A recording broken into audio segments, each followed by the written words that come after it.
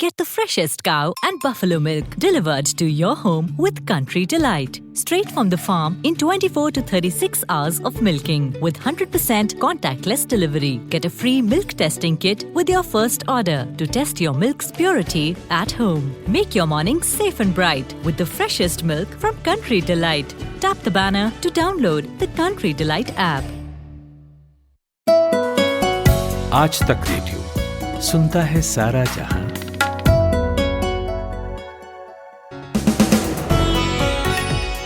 3 जून की शाम है, गुरुवार का दिन है आज। मैं नितिन ठाकुर हूं और ले आया हूं आज तक रेडियो पर इवनिंग न्यूज पॉडकास्ट दिन भर। आज के पॉडकास्ट में बात करेंगे मेड इन इंडिया वैक्सीन की। कोवैक्सीन के बाद ये दूसरी वैक्सीन है जो बस आने ही वाली है। कौन सी कंपनी बना रही है इसे और कैसे काम करती है ये बताएंगे आपको। उधर बच्चों पर कोवैक्सीन का ट्रायल शुरू हो गया है पटना में, उसकी रिपोर्ट लेंगे। और बच्चों की बात चली है तो आपको एमपी का हाल बताना है, जहां सरकार से चंद रुपयों की राहत पाने के लिए बच्चों को ही साबित करना पड़ रहा है कि उनके माँ बाप कोरोना से ही मरे हैं। इसके बाद सुप्रीम कोर्ट में 2 दिन से जारी राजद्रोह की बहस पर बात करना भी बनता है। आज तो पत्रकार विनोद दुआ को सेडिशन के केस में राहत भी मिल गई है। जानेंगे कि सरकार साबित नहीं कर पाती तो मुकदमे लादती क्यों है। और आखिर में बात इजराइल की, जहां एक रंग बिरंगी सरकार बनने वाली है, लेकिन जितनी तरह के विचार वाले दल इसमें शामिल हैं उतना ही इनके बिखरने का डर भी है। लेकिन पहले खुशबू से हेडलाइन सुनते हैं।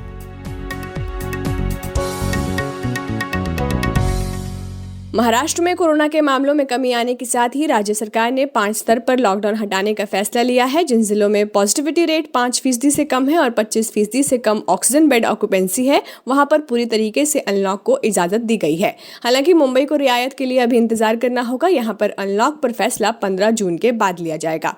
कर्नाटक में 1 हफ्ते के लिए लॉकडाउन और बढ़ा दिया गया है। कोरोना के बढ़ते मामलों को लेकर प्रदेश में अब 14 जून तक पाबंदियां लागू रहेंगी। मध्य प्रदेश सरकार ने आज ऐलान किया है कि प्रदेश में 12 साल से कम उम्र के बच्चों के माता पिता को वैक्सीनेशन में प्राथमिकता मिलेगी। कोरोना की तीसरी लहर में बच्चों के संक्रमित होने पर माता पिता उनका ठीक से देखभाल रख सके, इसीलिए ये फैसला लिया गया है। दिल्ली हाईकोर्ट ने दिल्ली मेडिकल एसोसिएशन की याचिका पर योग गुरु रामदेव और अन्य को समन भेजकर जवाब मांगा है। डीएमए ने हाईकोर्ट से अपील की है कि रामदेव को कोरोनिल किट को लेकर झूठी जानकारी देने से रोका जाए। फाइजर और मॉडर्ना के बाद अब कोविशील्ड बनाने वाली company serum institute of India ने किसी भी तरह की क्षतिपूर्ति से छूट मांगा है। आधार पूनावाला की कंपनी ने कहा है कि वैक्सीन निर्माता देसी और विदेशी सभी कंपनियों के लिए नियम कायदे और छूट का दायरा एक जैसा ही होना चाहिए। भारत बायोटेक की कोवैक्सीन का पटना एम्स में आज बच्चों पर ट्रायल हुआ। इसके लिए एम्स में 15 बच्चे पहुंचे थे, जिनमें से 3 बच्चों को फिट पाया गया और उन्हें वैक्सीन की पहली डोज दी गई।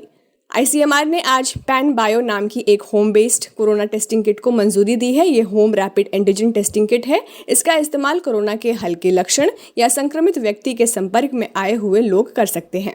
और मौसम विभाग ने अनुमान जताया है कि इस मॉनसून में 101% बारिश हो सकती है। इसके 4% ज्यादा या कम होने की भी अनुमान है। इसी के साथ ये लगातार तीसरा साल होगा जब देश के अलग अलग हिस्सों में अच्छी बारिश होगी और इसका सीधा असर फसलों पर पड़ सकता है।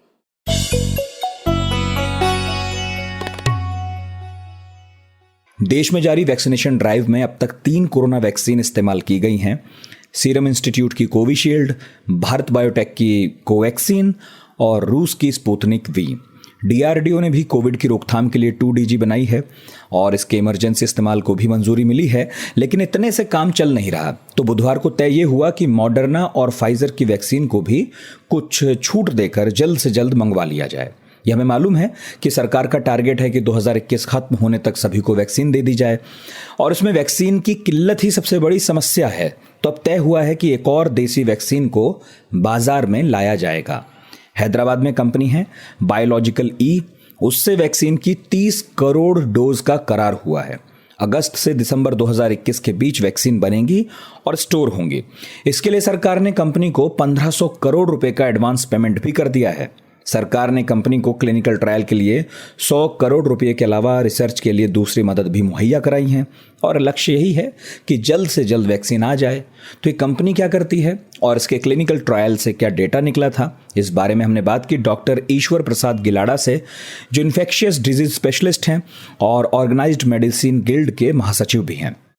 एक बायोलॉजिकल ई कंपनी है, हैदराबाद बेस्ड ऑर्गेनाइजेशन है। इनको लॉन्ग टर्म बायोलॉजिक फार्मेसी बोल के ऑर्गेनाइजेशन है, वो भी ऐसी ही कंपनी है। उन्होंने इनको सब लाइसेंस किया है। तो ये जो वैक्सीन है इनका, आरबीडी बेस्ड वैक्सीन, ये baler college of medicine Houston Texas यहाँ पे डेवलप हुआ है। तो इसका जो पेटेंट है बेलर कॉलेज ऑफ मेडिसिन के पास है, और बेलर कॉलेज ऑफ मेडिसिन ने इसको कमर्शियलाइज करने के लिए एनवी जिफेल लॉन्ग टर्म बायोलॉजिक फार्मेसी इनके साथ कोलैबोरेशन किया। और इस एनवी जिफेल लॉन्ग टर्म बायोलॉजिक कंपनी ने बायोलॉजिकल ई को सब लाइसेंस किया है। तो जैसे ऑक्सफोर्ड ने एस्ट्राजेनिका डेवलप किया था और एस्ट्राजेनिका ने सीरम इंस्टीट्यूट ऑफ इंडिया को लाइसेंस किया है, उसी धरती पर ये लाइसेंस किया गया है। इसके फेज 1 और फेज 2 ट्रायल हो चुके हैं और उसका डाटा हमारे पास पूरा उपलब्ध नहीं है, लेकिन फेज 3 ट्रायल चालू है। जब फेज 3 ट्रायल चालू है, इसका मतलब फेज 1 और फेज 2 में सक्सेसफुल होता है तो ही फेज 3 होता है, नहीं तो वहीं वैक्सीन को या कोई भी ड्रग को वहीं किल कर दिया जाता है, उसके आगे नहीं बढ़ते हैं। तो फेज 1 फेज 2 के सक्सेस के बाद इन्होंने फेज 3 शुरू किया है। ये वैक्सीन अलग तरह की तकनीक से बनी है ईश्वर जी, जिसे आरबीडी प्रोटीन सब यूनिट कहते हैं। तो ये अलग कैसे है और कैसे काम करती है, प्लीज इसके बारे में बताइए।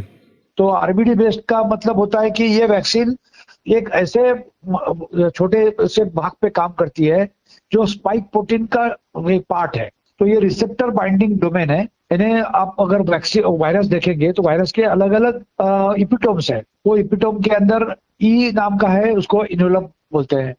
एन नाम का इसको न्यूक्लियर कैप्सिड बोलते हैं। एस नाम का इसको स्पाइक प्रोटीन बोलते हैं और एम नाम का उसको मेम्ब्रेन बोलते हैं।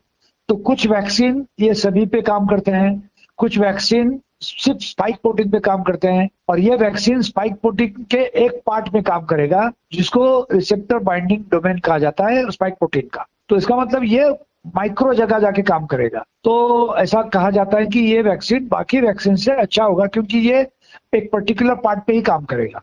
और इसके लिए भारत सरकार ने उन्हें कुछ 1500 करोड़ का ग्रांट दिया है या एडवांस पेमेंट किया है, और ऐसा माना जाता है कि 30 करोड़ वैक्सीन ये दिसंबर एंड के पहले पहले दे देंगे। क्योंकि भारत सरकार का जो कैलकुलेशन है, हिसाब है, वो ये है कि 216 करोड़ वैक्सीन के डोज चाहिए, और वो 216 करोड़ के वैक्सीन डोज ये दिसंबर के पहले लग जाना चाहिए। तो अभी ऑलरेडी हम जून में हैं, अगर वैक्सीन ये इनका वैक्सीन शायद अगस्त में आएगा, तो अगस्त से लेके दिसंबर तक 4 या 5 महीने जो हाथ में वक्त होगा, उस वक्त के अंदर ये पूरा वैक्सीनेशन कंप्लीट हो जाना चाहिए। अगर नहीं होता है तो जिन लोगों को पहले वैक्सीन मिला है उन लोगों को फिर से बूस्टर वैक्सीन देना पड़ेगा। तो नया एक दौर चालू हो जाएगा कि सेकंड राउंड ऑफ वैक्सीनेशन। और इसी डर से हम ये चाहते हैं कि सब वैक्सीनेशन, जितना भी लोग को वैक्सीनेशन देना है, जो इंटरेस्टेड लोग हैं या टारगेटेड लोग हैं, उनको दिसंबर 2021 के पहले वैक्सीनेशन मिल जाना चाहिए।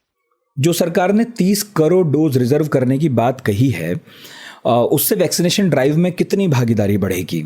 तो ये 216 करोड़ का इनका कैलकुलेशन है। वो कैलकुलेशन ऐसा सोच के किया है कि सभी लोग वैक्सीन लेंगे, लेकिन ऐसा होता नहीं है कि सभी लोग वैक्सीन लेते हैं। तो एक अंदाज ये होगा कि एक 20% लोग वैक्सीन कम लेंगे, तो हमारे पास लगभग 170-180 करोड़ लोग डोज लगेंगे। यानी 85 करोड़ लोग वैक्सीन लेंगे तो 170 करोड़ 180 करोड़ वैक्सीन लगेंगे। और उसके अंदर अगर ये 30 करोड़ वैक्सीन दे रहे हैं तो ये बहुत बड़ी भागीदारी है, क्योंकि अभी आपने देखा होगा कि फिलहाल जो पहले 4 महीने में वैक्सीनेशन हुआ, उसके अंदर 2 नाम थे, कोविशील्ड और कोवैक्सीन। ऐसा माना जाता था कि दोनों की बराबर की भागीदारी होगी, लेकिन ऐसा हुआ नहीं। 90% कोविशील्ड का था और 10% से भी कम कोवैक्सीन का था। तो जब भागीदारी इतनी कम है उनकी, इन्हें अगर अभी तक कुछ 22 करोड़ डोज लगे हैं, 22 करोड़ में से सिर्फ 2 करोड़ से कम डोज कोवैक्सीन के हैं, तो बहुत कम भागीदारी है। लेकिन अगर 30 करोड़ एक साथ आते हैं तो ये बहुत बड़ी भागीदारी है, क्योंकि जैसे आपने देखा होगा कि स्पुतनिक भी भारत में आ रहा है। वो पहले बार में 15 लाख आया, दूसरे बार में और 15 या 20 लाख आया, तो वो तो अभी तक 1 करोड़ भी नहीं हुआ। तो भागीदारी बहुत छोटी है। यानी नाम के लिए अपने पास 3 नमूने का वैक्सीन है, कोविशील्ड, कोवैक्सीन और स्पुतनिक, लेकिन अगर भागीदारी देखते हैं तो स्पुतनिक नहीं के बराबर है, कोवैक्सीन बहुत कम 10% के बराबर है, और 90% हम लोग डिपेंड है खाली कोविशील्ड पर। तो हमें लेवल प्लेइंग के लिए क्या चाहिए कि बहुत सारे भागीदार हो, ताकि हमारे पास कई नमूने के वैक्सीन हो। कभी लोगों को चॉइस करना पड़े, वो भी चॉइस कर सकते हैं, या कभी एक का शॉर्टेज है दूसरा यूज कर सकते हैं, क्योंकि हमारे पास अभी ट्रायल ऐसे होंगे कि पहला डोज आपने एक वैक्सीन दिया तो दूसरा डोज दूसरा वैक्सीन का चलेगा क्या, तो ऐसा ट्रायल होने के बाद में फिर जो भी वैक्सीन शॉर्टेज होगा तो दूसरा वैक्सीन दे सकते हैं। आज हालात ऐसे हैं कि जिन लोगों ने कोवैक्सीन का पहला डोज लिया है और उनको दूसरा डोज 28 दिन से लेकर 42 दिन के अंदर मिलना चाहिए, और वो 42 दिन की सीमा खत्म होने को आ गई है, लेकिन कोवैक्सीन का डोज अवेलेबल नहीं है। तो जब ऐसे हालात है कि सेकंड डोज अगर कोवैक्सीन का नहीं मिलेगा तो जो मुबलक मात्रा में उसके एंटीबॉडी नहीं बनेंगे। कोविशील्ड का अलग है, कोविशील्ड का डोज लेने के बाद आपको 3-4 महीने भी सेकंड डोज नहीं लिया तो ज्यादा फर्क नहीं पड़ता, क्योंकि उसकी एंटीबॉडी बहुत ज्यादा प्रमाण में मिलती है। कोवैक्सीन का ऐसा नहीं है। तो हमारे पास कई नमूने के वैक्सीन रहना और मुबलक प्रमाण में रहना, ये बहुत अच्छा होगा भारत देश के कोविड वैक्सीनेशन प्रोग्राम के लिए। अब तो करीब करीब सभी को कोरोना वैक्सीन लग रही है, लेकिन बच्चे अभी भी इससे दूर हैं। कहा जा रहा है कि थर्ड वेव में वही इसका शिकार सबसे ज्यादा हो सकते हैं। ऐसे में बच्चों की वैक्सीनेशन पर और उससे पहले उनके क्लिनिकल ट्रायल के नतीजों पर सबकी निगाह है। भारत बायोटेक की कोवैक्सीन का बच्चों पर ट्रायल पटना के एम्स में शुरू हो गया है। 2 जून को इसकी शुरुआत हुई थी, जब 3 बच्चों को पहली डोज दी गई थी। तो ये ट्रायल कैसा चल रहा है और बच्चे ट्रायल के पहले और बाद में फिट हैं, इसे कैसे परखा जा रहा है, ये हमने पूछा पटना में आज तक रेडियो रिपोर्टर रोहित कुमार सिंह से। देखिए, ये बड़ी बात है कि बिहार में जो एम्स है, यानी पटना एम्स में जो है, वहाँ पे कल ही कोवैक्सीन का जो एक ट्रायल है वो बच्चों के ऊपर जो है वो शुरू किया गया है। और केंद्र सरकार ने जो दिशा निर्देश जारी किए थे उसके हिसाब से जो है ये बच्चों के ऊपर कोवैक्सीन का ट्रायल शुरू किया गया है। 2 साल से 18 साल के बच्चों पर जो है इस वैक्सीन का जो है ट्रायल शुरू किया गया है। और अभी जो हमें जानकारी है कि 3 बच्चों को जो है ये कोवैक्सीन की पहली डोज जो है वो दी गई थी कल। काफी सारे कुछ बच्चे आए थे, तकरीबन 15 बच्चे आए थे। उन सब की जो है RT-PCR टेस्ट कराई गई थी, जिन्होंने वॉलंटियर किया था इस ट्रायल के लिए। और भी बहुत सारे उनके हेल्थ पैरामीटर्स की जांच की गई, जिसके बाद 3 बच्चों को फिट पाया गया और 3 बच्चों को कोवैक्सीन की पहली डोज दी गई, जिसके बाद 2 घंटे तक उनको ऑब्जर्वेशन में भी रखा गया एम्स में, जहां पर इस वैक्सीन का कोई दुष्प्रभाव जो है तत्काल उन पर नहीं नजर आया, जो कि एक काफी उत्साहवर्धक एक कह सकते हैं ये बात है। और उसके बाद जो है अब 28 दिनों के बाद इन 3 बच्चों को जो है वो कोवैक्सीन का जो है दूसरा डोज भी लगाया जाएगा। तो कहीं ना कहीं ये एक बड़ी पहल है कि बच्चे जो है देश में उनको भी वैक्सीन लगे। इसको लेकर जो है ट्रायल पटना एम्स में भी जो है वो शुरू हो चुकी है। कोरोना और उसके साइड इफेक्ट्स ने ना जाने कितने घरों को उजाड़ दिया। राष्ट्रीय बाल अधिकार संरक्षण आयोग ने बताया है कि 29 मई तक राज्यों की तरफ से जो डेटा मिला उसके हिसाब से करीब 9,346 ऐसे बच्चे हैं जो इस महामारी में अनाथ हो गए या फिर माँ या बाप में से किसी एक को खो दिया। इसमें 788 बच्चे 3 साल से भी कम उम्र के हैं। ऐसे में कई राज्यों ने इन बच्चों की मदद का ऐलान किया। मध्य प्रदेश भी उनमें एक है, जहां सरकार ने ऐसे बच्चों को हर महीने 5,000 रुपये की पेंशन देने की बात कही, हर महीने फ्री राशन, 1 से 12वीं तक सरकारी स्कूलों में फ्री पढ़ाई, और अगर निजी स्कूल में बच्चा जाता है तो 10,000 रुपये सालाना की मदद देने का भी वादा है। इसके अलावा कॉलेज का खर्चा भी सरकार उठाएगी, ऐसा कहा गया। लेकिन फिलहाल मध्य प्रदेश में इन बच्चों की संख्या को लेकर विवाद है। राष्ट्रीय बाल अधिकार संरक्षण आयोग ने सुप्रीम कोर्ट में से लेकर एक हलफनामा भी दाखिल किया है। इसमें कहा क्या गया है, ये हमने पूछा आज तक के हमारे सहयोगी हेमेंद्र शर्मा से। जी, राष्ट्रीय बाल संरक्षण आयोग ने सुप्रीम कोर्ट के सामने हलफनामा रखा है कि जो कोरोना की सेकेंड वेव जो आई है, इसमें कितने बच्चे पूरे देश भर में अनाथ हुए हैं जिनके दोनों माता पिता इस वायरस की वजह से खत्म हो गए हैं। और ये जो संख्या है ये लगभग 1700 के आसपास है और हर रोज बढ़ रही है। और इसमें से बहुत सारे स्टेट्स ऐसे हैं जिन्होंने अभी सही फिगर नहीं दिए हैं, क्योंकि वहाँ के अपने वेबसाइट पे और जो वहाँ फिगर सामने आ रहे हैं वो जो टोटल फिगर्स देश के हलफनामे में सामने आए उससे अधिक हो रहे हैं। लेकिन फिलहाल जो हलफनामा दायर किया गया है इसके हिसाब से मध्य प्रदेश में सबसे ज्यादा बच्चे जो हैं अनाथ सेकेंड वेव में हुए हैं और इनकी संख्या अभी 318 के आसपास है।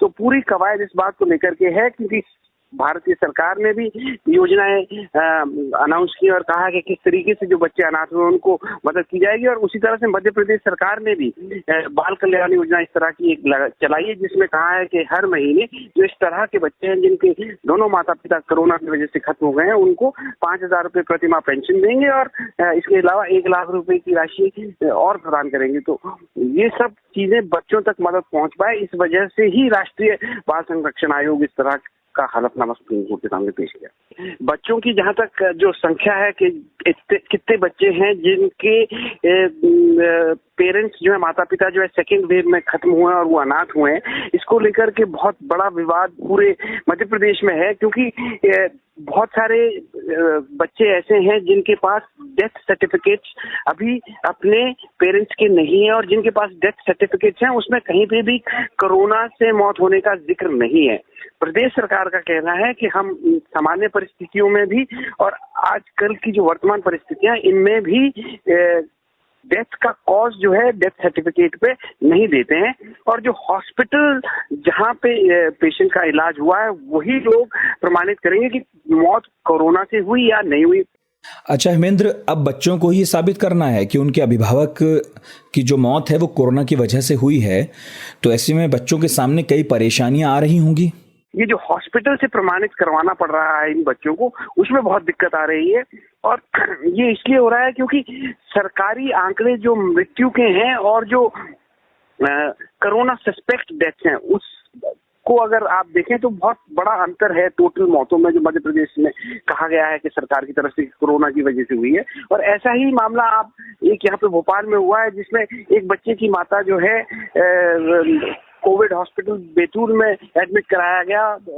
हॉस्पिटल ने लिख के दिया कि उनका ऑक्सीजन लेवल 50 तक पहुंच गया था और उसके बाद उनकी डेथ हो गई। तो लेकिन उनको ट्रीट किया गया कोरोना सस्पेक्ट में, कोरोना पॉजिटिव मरीज में उनको काउंट नहीं किया गया, और यही कारण है कि उनके जो आगे बच्चे उनको वो सुविधाएं और वो लाभ नहीं मिल रहे हैं। अलग अलग तरीके के मामले हैं। एक विदिशा सीहोर में हमने एक ऐसा मामला पाया जहां पे एक 11 साल की बच्ची और एक 7 साल का बच्चा, दोनों भाई बहन अनाथ हो गए हैं। उनके माँ 2020 में उनकी मृत्यु हो गई थी, और कोरोना ऐसा सस्पिशन है कि कोरोना की वजह से उनके पिता की डेथ हो गई, लेकिन ना उनके पास कोई सर्टिफिकेट है, ना वो किसी हॉस्पिटल में गए। वो झोला छाप डॉक्टर के पास अपने पिता को दिखाने गए, उन्होंने कुछ दवाई दी, फिर ऑक्सीजन लेवल गिर गया है, उन्हें ये भी नहीं मालूम, और उसके बाद उनकी मृत्यु हो गई है। वो 7 और 11 साल के बच्चों के पास खाने के लिए कुछ भी नहीं है, और ना उनके पास ये सरकारी मदद पहुंच सकती है, क्योंकि उनका कोई सर्टिफिकेशन, कोई प्रमाण उनके पास नहीं है। अंग्रेजी का एक बड़ा भारी भरकम शब्द है सेडिशन, यानी कि राजद्रोह। किसी के ऊपर इसका आरोप लग जाए तो भारी पड़ता है। दोषी पाए जाने पर आरोपी को 3 साल से लेकर उम्र कैद तक की सजा हो सकती है। तो राजद्रोह का ये जो कानून है वो सरकार को साजिशन गिराने, गृह युद्ध के हालात पैदा करने, ऐसी बातों पर लागू होता है। लेकिन इसके अलावा भी बहुत सारी और स्थितियां हैं जब सरकारें इस मामले में केस दर्ज कर लेती हैं। आजकल तो ये बहुत बढ़ भी गया है। हाल ही में आंध्र सरकार ने सांसद R.K. राजू और उनके भाषण को चलाने वाले 2 चैनलों पर राजद्रोह लगा दिया। इसे लेकर सुप्रीम कोर्ट ने तल्ख टिप्पणियां करते हुए सवाल खड़े किए। आज एक बार फिर से सुप्रीम कोर्ट ने राजद्रोह कानून पर सवाल खड़े किए, क्योंकि पत्रकार विनोद दुआ पर भी ऐसा ही एक मामला लगा था। फिलहाल उन्हें राहत मिल गई है, और ये मामला जो उन पर दर्ज हुआ था, ये हिमाचल प्रदेश के एक स्थानीय भाजपा नेता ने दर्ज कराया था। आरोप क्या था? वो ये कि विनोद दुआ ने अपने यूट्यूब चैनल पर पीएम मोदी के खिलाफ टिप्पणी की थी। इसके बाद विनोद दुआ सुप्रीम कोर्ट की शरण में गए थे। तो इस मामले में सुनवाई करते हुए कोर्ट ने कहा कि हर जर्नलिस्ट को ऐसे आरोपों से संरक्षण प्राप्त है, और हर जर्नलिस्ट राजद्रोह पर केदारनाथ केस के फैसले के अंतर्गत संरक्षण का अधिकारी होगा। तो केदारनाथ केस 1962 में हुआ था। इसके मुताबिक सरकार की नीतियों के प्रति कड़े शब्दों में असहमति जताना राजद्रोह नहीं है। लेकिन आंकड़े बताते हैं कि पिछले 6 साल में देश के अलग अलग हिस्सों में करीब 550 लोग सेडिशन के आरोप में गिरफ्तार हुए हैं। सजा भले ही केवल 10 को मिली। तो ऐसा क्यों है? कन्विक्शन रेट बहुत कम होने के बावजूद किस बेस पर सरकारें मुकदमे करती हैं, ये जानने के लिए हमने बात की कानूनी मामलों के जानकार करण त्रिपाठी से। सर, जो हम सेडिशन का लॉ देखें वो काफी वेग है। उसमें सरकार को और पुलिस को बहुत ज्यादा ताकत मिली हुई है लोगों के खिलाफ सेडिशन लगाने की। अब सुप्रीम कोर्ट का जो जजमेंट था केदारनाथ केस में, उसमें सुप्रीम कोर्ट ने बोला था कि सिर्फ उन्हीं केसेस में सेडिशन लग सकती है जिन केसेस में जो स्पीच है, जो लोगों का भाषण है, उससे वायलेंस फैलाने का काम किया गया है, उससे डिसऑर्डर फैलाया गया है, सिर्फ उन्हीं मामलों में सेडिशन लग सकता है।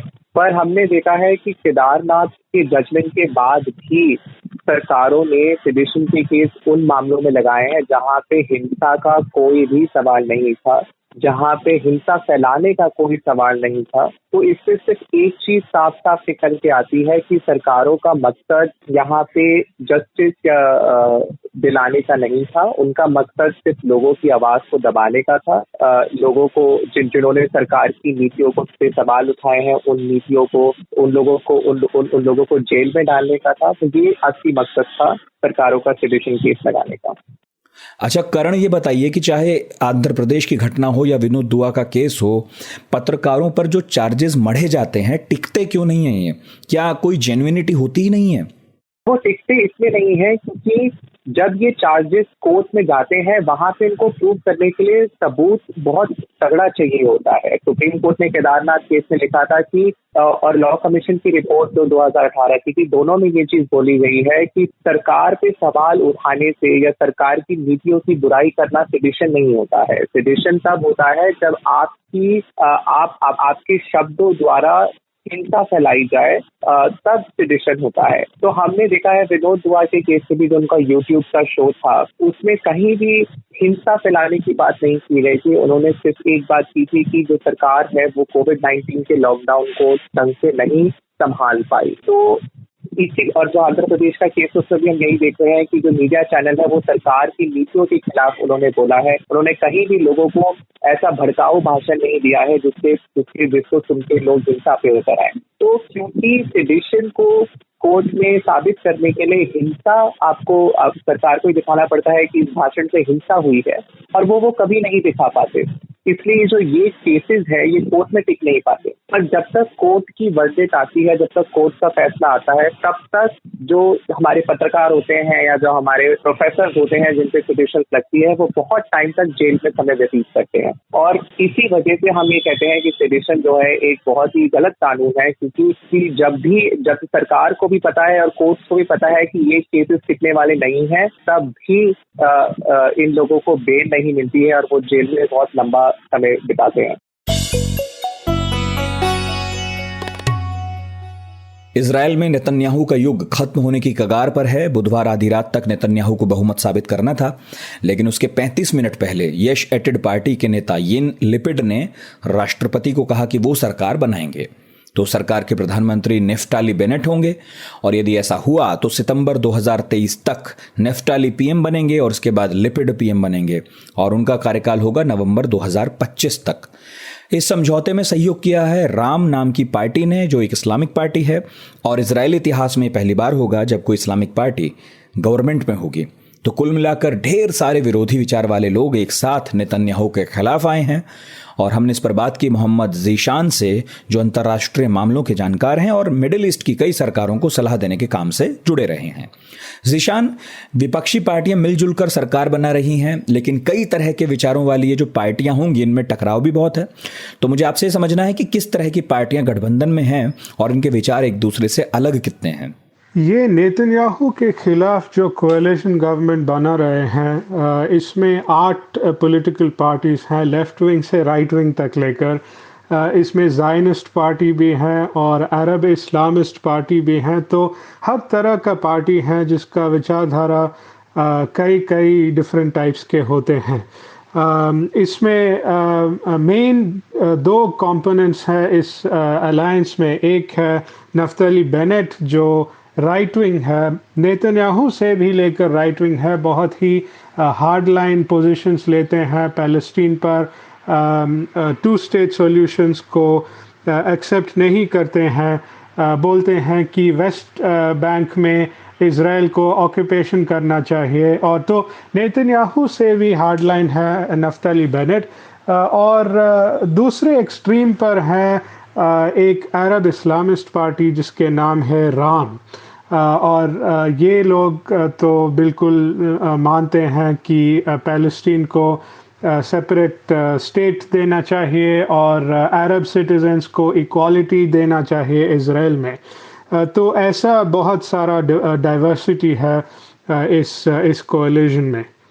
अच्छा, ये सरकार किस फॉर्मूले से चलने वाली है और क्या लग रहा है कि इतने कॉन्ट्राडिक्शंस के साथ कामयाबी से चल भी सकेगी?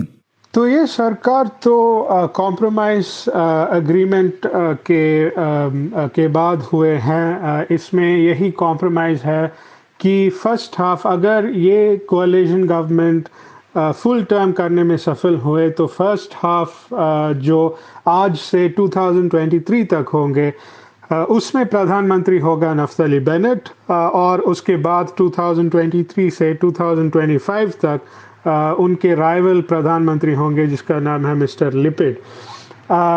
तो यही कॉम्प्रोमाइज़ फार्मूला हुए हैं। इसमें नफ्ताली बेनेट जो है ये जूनियर पार्टनर है कोलिशन गवर्नमेंट में। उनका इजरायली पार्लियामेंट में सिर्फ 7 सीट है उनके पार्टी को और मिस्टर लेपिड को 17 सीट है इजरायली पार्लियामेंट में। तो वो सीनियर पार्टनर है, लेकिन उन्होंने कॉम्प्रोमाइज़ किए कि बेनेट को फर्स्ट राइट दे जाएं प्रधानमंत्री होने के लिए, क्योंकि उनका प्रायोरिटी था कि ये कोलिशन गवर्नमेंट बने और नेतन्याहू को पावर से निकाल दे। तो इसीलिए ये कॉम्प्रोमाइज़ सॉल्यूशन करने के लिए उन्होंने एग्री किया। ये कॉन्ट्रडिक्शंस जो हैं इन दूसरों के बीच में ये बहुत ही डिफ़िकल्ट होगा मेरे हिसाब से। जब 1977 में इंदिरा गांधी यहाँ भारत में चुनाव में हारे थे इमरजेंसी के बाद, तो उनका रिप्लेसमेंट हुआ एक कोलिशन गवर्नमेंट, जनता पार्टी का कोलिशन गवर्नमेंट, और उस सरकार को पूरा टर्म फिनिश करने में सफल नहीं हुआ। तो शायद ऐसा ही होगा इजराइल में और यही कारण था यहाँ पर भारत में, क्योंकि जनता पार्टी का गवर्नमेंट भी बहुत ही डाइवर्स था, उसमें बहुत सारा डिसएग्रीमेंट्स था, कॉन्ट्रडिक्शंस थे, और यहाँ पर भी यही है। लेकिन शायद ये लोग ऐसा काम करेंगे कि इस कॉन्ट्रडिक्शंस को मैनेज करने के लिए डिफ़िकल्ट और सेंसिटिव इश्यूज़ को अवॉइड करेंगे, जैसे पैलेस्टीन है, और ज़्यादातर फोकस होगा इकोनॉमी पर, इंफ्रास्ट्रक्चर पर, कोविड रिस्पांस पर। अगर ऐसा फोकस रहे तो शायद इनको कामयाब होने में कम प्रॉब्लम्स होंगे। लेकिन अगर पैलेस्टीनियन प्रॉब्लम ज़्यादा स्पॉटलाइट में आ गए तो फिर शायद इनको ये मैनेज करने में बहुत डिफ़िकल्टी होगा। ज़ीशान, पीएम पद पर 2 नेता बेनेट और लिपिड आधे आधे वक्त रहेंगे, और ये दोनों एक दूसरे से कितने अलग हैं ये बताइए। ये दोनों प्रधानमंत्री कैंडिडेट जो हैं इनका बहुत सारा डिफरेंसेस है। एक तरफ है बेनेट, नफ्ताली बेनेट, जो जैसे मैंने कहा था ये ज़ायनिस्ट लीडर है, नेतन्याहू से भी ज़्यादा राइट विंग है, पैलेस्टीन पर कॉम्प्रोमाइज़ नहीं करेंगे। वो मानते हैं कि इज़राइल को जूइश स्टेट ही रहना पड़ेगा। आजकल तो बहुत राइटिंग और प्रोटेस्ट चल रहा है इज़राइल में, और जूइश सिटीजन्स और अरब सिटीजन्स के बीच में बहुत झगड़ा हो रहा है। और इस सेंसिटिव सिचुएशन में नफ्ताली बेनेट प्रधानमंत्री होना बहुत ही दिलचस्प होगा, क्योंकि मेरे हिसाब से ये तो इस दोनों फैक्शंस को, जो जूइश फैक्शन और अरब सिटीजन्स हैं, इन दोनों के बीच में ये कॉम्प्रोमाइज़ लेना शायद ये उतना सफल नहीं रहेगा। लेकिन दूसरा तरफ है उनका राइवल लिपिड, जो 2023 के बाद प्रधानमंत्री बनेगा अगर ये सरकार सफल हुए तो।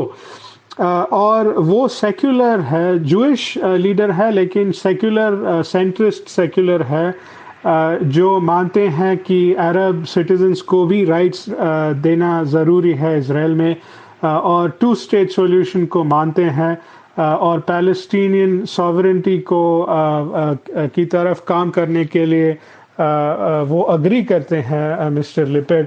और ये प्रधानमंत्री कैंडिडेट पहला नेतन्याहू के साथ भी काम किए हैं। नेतन्याहू के कोalition गवर्नमेंट है, गवर्नमेंट में पहला वो फाइनेंस मिनिस्टर था। तो इनका बहुत डिफरेंट बैकग्राउंड्स हैं और बिलीफ्स है और आइडियोलॉजी है। ये देखना पड़ेगा कि इनका पावर शेयरिंग एग्रीमेंट कितना सफल रहेगा। नेपाल में भी अगर आप रिमेंबर करें, याद करें, तो नेपाल में भी ऐसा ही पावर शेयरिंग एग्रीमेंट हुआ था, लेकिन केपी शर्मा ओली जो प्रधानमंत्री था उन्होंने एग्रीमेंट को तोड़ दिया बाद में और उनका राइवल को प्रधानमंत्री बनना नहीं दे। तो शायद ऐसा भी हो सकता है अगर नफ्तली बेनेट ज़्यादातर पावरफुल बन गए उनका टर्म में, तो वो भी एग्रीमेंट को तोड़ने की कोशिश करेंगे। लेकिन याद करना पड़ेगा कि नफ्तली बेनेट इस कोalition गवर्नमेंट में जूनियर पार्टनर है, क्योंकि उनका कम सीट है लिपिड कंपैरिजन में। वक्त है विदा लेने का। आज का दिन भर प्रोड्यूस किया है प्रतीक वाघमारे ने और साउंड मिक्सिंग कर रहे थे कपिल देव सिंह। पॉडकास्ट कैसा लगा हमें मेल करके बताइएगा radio@aajtak.com पर। हम इंतजार रहेगा आपकी इलेक्ट्रॉनिक चिट्ठियों का। फिलहाल मुझे यानी नितिन ठाकुर को इजाजत दीजिए और आज तक रेडियो सुनते रहिए।